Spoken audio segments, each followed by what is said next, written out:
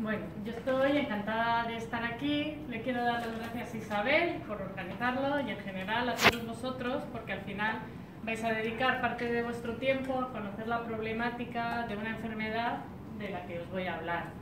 Esta enfermedad ha sido olvidada y cuestionada por la sociedad, por los médicos, incluso por la propia familia a lo largo de toda su historia. De forma que todos los que estamos implicados con la enfermedad nos parece muy importante cualquier acto destinado a visibilizar y a dar a conocer la verdadera realidad de la enfermedad. Entonces, bueno, pues vamos a empezar. La enfermedad de la que os voy a hablar es la encefalomielitis miálgica. Seguramente con este nombre no os suene a ninguno. Y seguramente si yo os preguntaré, ¿qué os parece? ¿A qué os suena? Pues me diríais, oye, pues parece una enfermedad neurológica y oye, parece que tiene que ser algo importante. Ese pensamiento es correcto. Pero si yo ahora os digo que esta enfermedad tiene otro nombre con el que se la conoce más comúnmente, ¿no se oye? Ah, perdón. Sí, no se oye. Bueno, si yo ahora os digo que esta enfermedad tiene otro nombre que es con el que se la conoce comúnmente y que ese nombre es síndrome de fatiga crónica, pues seguramente que ya os suena un poquito más, pero seguramente que el chip os cambia. Y entonces ahora estoy diciendo, pues la verdad es que no suena tan importante. Pues probablemente gente que se cansa un poquito más, a lo mejor gente con poco espíritu, pues ese pensamiento es totalmente incorrecto. Y si con la charla de hoy consigo que cada vez que oigáis síndrome de fatiga crónica, síndrome de fatiga... ¿Está conectado? Sí, está apagado. ¿Sí? ¿Me oís? Acércate un poquito. Me acerco. Sí, así. Vamos. Bueno, pues si consigo que cuando oigáis síndrome de fatiga crónica tengáis el primer pensamiento y no este segundo, me daré por satisfecha. Entonces vamos a conocer la enfermedad. ¿A quién afecta? Pues afecta principalmente a mujeres. No se sabe bien por qué, pero afecta a dos o tres mujeres por cada hombre. Y la edad, aunque pueda afectar a cualquier edad, la edad más común es entre los 20 y 45 años. Y luego hay otro pequeño pico en la adolescencia, entre los 12 y 15 años. Afecta a un 0,2% de la población, no es una enfermedad rara. La prevalencia de las enfermedades raras es un 0,02. Un 0,2 supone que hay 10.000 personas en la Comunidad Valenciana que tienen la enfermedad. Y de ellas, el 25%, es decir, 2.500 personas, tendrán un grado de afectación tan importante que les hace vivir en casa. Viven confinados en casa y muchos en su habitación, en su dormitorio. Del resto, el 80% no podrán trabajar. Y yo diría más, el 100% no pueden trabajar salvo que tengan una adaptación importante y una renuncia por parte del paciente a cualquier actividad fuera de su vida laboral. Entonces, ¿qué es lo que siente el paciente? Para que lo entendáis, os voy a poner un ejemplo. Pensar en vuestro coche. Cada uno sabe cómo funciona su coche, cómo acelera, a qué velocidad puede ir, cuántos kilómetros puede recorrer, su capacidad. Imaginaros que un día llueve, una lluvia como la de cualquier otro día, y cuando vais a arrancar vuestro coche ya no funciona igual. Parece que va bien, pero cuando llegas a la autopista no acelera. Y cuando le quieres, la máxima velocidad que coge, pues son 70 o 80 kilómetros. Y cuando lleva pues un rato, media hora, una hora, el coche empieza a ir peor y te tienes que parar porque no tira. Además, has observado que un día que le forzaste, que necesitabas llegar a donde tenías que llegar y forzaste al coche, cuando le paraste y volvéis a arrancar, si antes te llegaba a 80, ¿se oye? ¿Sí? Sí. Si antes el coche llegaba a 80, ahora no pasa de 70. Y le llevas al taller y el del taller te lo mira por arriba y por abajo. Te mira la batería, te mira el motor, te mira la gasolina. Lo mira todo. Y te dice, pues el coche está perfecto. Además que le he dado una vueltecita aquí por el garaje y parece que va bien.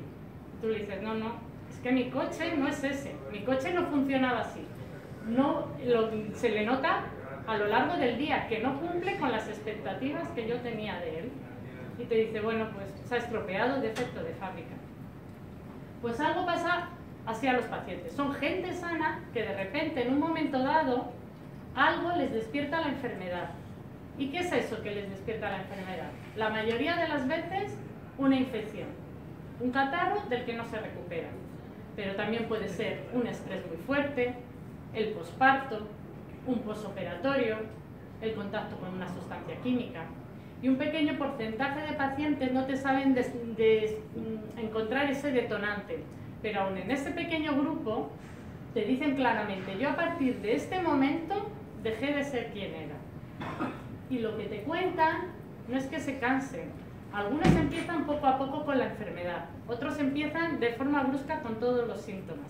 Pero cuando está la enfermedad manifiesta totalmente, lo que te dice el paciente es que no puede.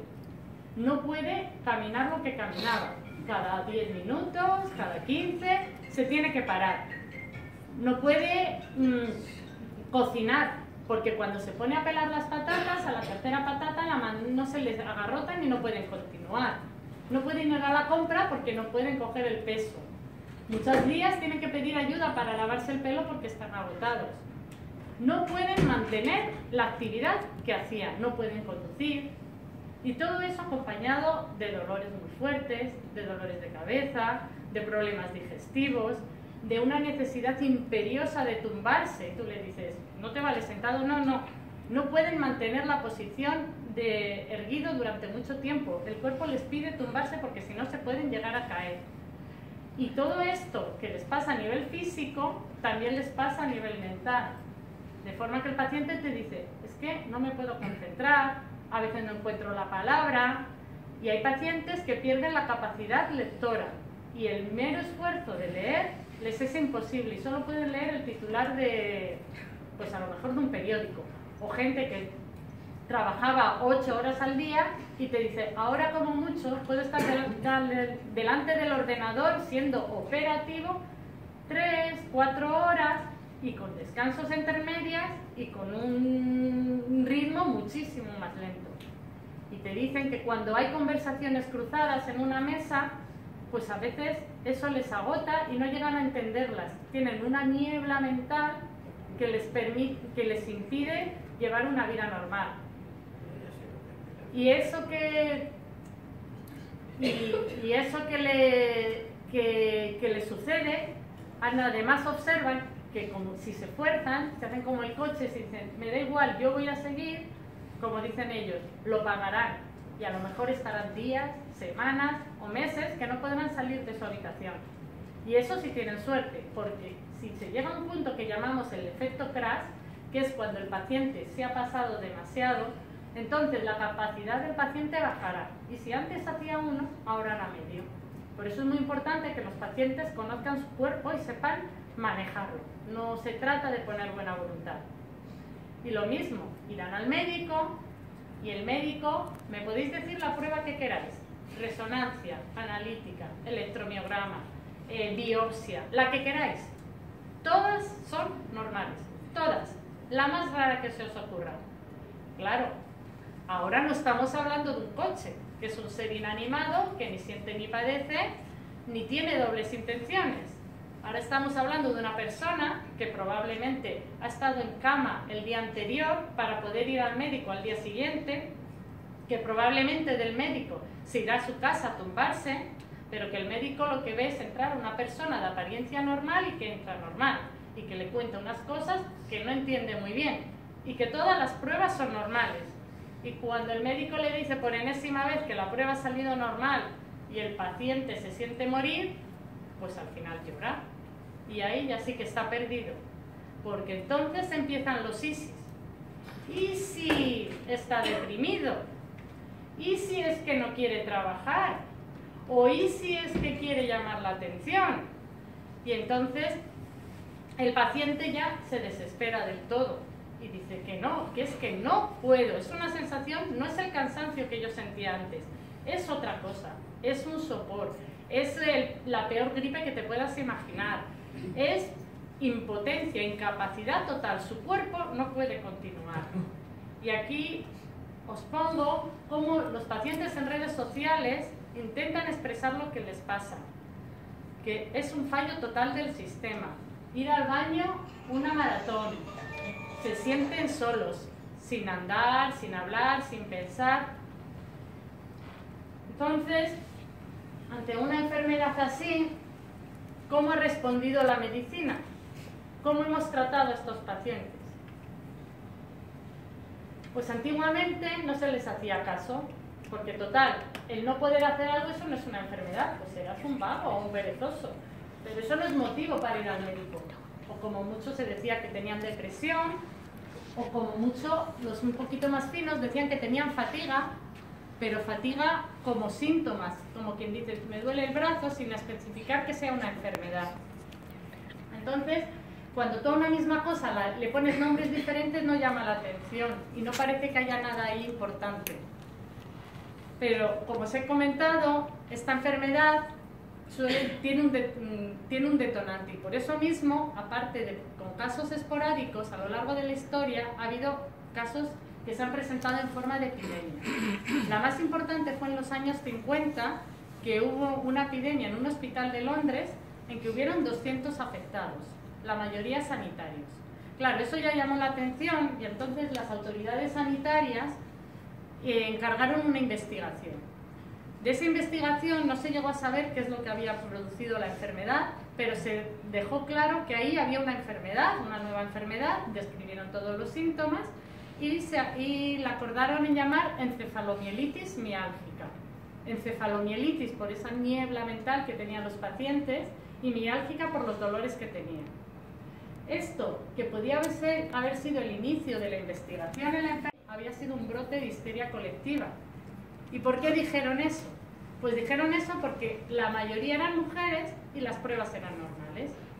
Y eso, aunque no tenía validez, creó una sombra de la duda, de forma que internistas, neurólogos, inmunólogos perdieron interés por la enfermedad y sin embargo los especialistas de salud mental les pareció algo muy interesante y fueron los que fueron siguiendo a los pacientes que al final se tuvieron que conformar porque o les veían ellos o no les veía nadie. ¿Qué pasó posteriormente? Pues claro, la enfermedad seguía ahí. Entonces en los años 70 empezó a llamar la atención en Estados Unidos pues una enfermedad que afectaba a mujeres, pero en este caso quizás ya no eran las mujeres que podías etiquetar de histéricas o de depresivas. Eran mujeres con carreras universitarias que ya estaban incorporadas en la vida laboral, con puestos de mucha responsabilidad, y entonces empezaron a llamar un poquito la atención. Se la llamó la enfermedad de las yuppies. Nuevamente, cuando tú llamas a todo de la misma forma, llama la atención, y nuevamente las autoridades sanitarias dijeron, vamos a investigar qué pasa ahí. Y nuevamente, cuando se hace una investigación libre de estereotipos y seria, se vuelve a determinar que ahí hay una enfermedad. Y esa enfermedad la llaman síndrome de fatiga crónica. Y como no hay ninguna prueba, la forma de diagnosticarla es creando unos criterios diagnósticos, es decir, unas condiciones que si el paciente cumple tiene la enfermedad. Entonces es ahí cuando se dan cuenta que esa enfermedad de la que estamos hablando ahora, con esos criterios diagnósticos, es la misma que en su día se llamó encefalomielitis miálgica. Y es cuando se convierten en sinónimos y es cuando queda claramente aceptado que el síndrome de fatiga crónica o encefalomielitis miálgica es una enfermedad neurológica y que se debe codificar como tal. Entonces, eso debería también haber cambiado las cosas. ¿Y ha sido así? Pues no. Seguimos sin hacer caso a los pacientes. El 80-90% de los pacientes no tienen el diagnóstico. El diagnóstico tarda en llegar una media de 2 a 10 años y los pacientes siguen siendo vistos en salud mental. ¿Y por qué? Pues porque como no es una enfermedad ni que contagie, ni que mate al paciente, ni que le da mal aspecto, nadie se preocupó en formar a los médicos. Y desde el año 90, yo acabé la carrera en el 97 y nadie me habló de esa enfermedad durante la carrera, pero tampoco en la residencia y tampoco después. Y es muy complicado que pienses en algo que no sabes ni que existe. Y luego, para liar aún más la cosa, esos criterios diagnósticos, si no van acompañados de una formación, se aplicarán mal. Desde los primeros, actualmente se han reescrito 4 o 5 veces. ¿Por qué? Porque cuando los coge a alguien que no le has explicado lo que sucede, pues pasa lo que está ocurriendo, que hay gente que tiene el diagnóstico y que no tiene la enfermedad, y gente que tiene la enfermedad que no le damos el diagnóstico, y eso todavía genera más confusión y más duda. ¿Y por qué se tiene que formar? Si a mí me preguntáis, los 3 últimos criterios los veo bien, pero es como si yo se intento explicar a alguien que no ha visto el color rojo, le intento explicar qué es el color rojo. Y se lo explico muy bien, muy bien, muy bien. Pero luego le pongo un rojo, un granate y un fucsia. Y le digo, ¿cuál es el rojo? El porcentaje de error va a ser muy alto. Pero si yo le digo, no, que el rojo era este y se lo enseño, dice, ya no me voy a confundir nunca más. Y entonces le digo, léete lo que yo te había puesto para que me eligieras el rojo y a ver cómo lo puedo mejorar. Y cuando lo lees dices, no, es que está bien, pero es que es complicado, necesitaba que me lo explicaras. Y eso es lo que pasa con los criterios diagnósticos. Y por eso es muy importante que haya formación médica, porque si no la hay, no se van a aplicar bien y no se va a diagnosticar correctamente. Entonces, con todo esto, ¿qué sabemos de la enfermedad? Pues no sabemos la causa última. Estamos como si estuviéramos al principio del SIDA. Sabíamos que daba infecciones, sabíamos que daba cáncer, pero no sabíamos cuál era la causa última. Pues ahora sabemos muchas cosas que pasan en el cuerpo de los pacientes y que justifican sus síntomas. Y tirando llegaremos a encontrar qué pasa.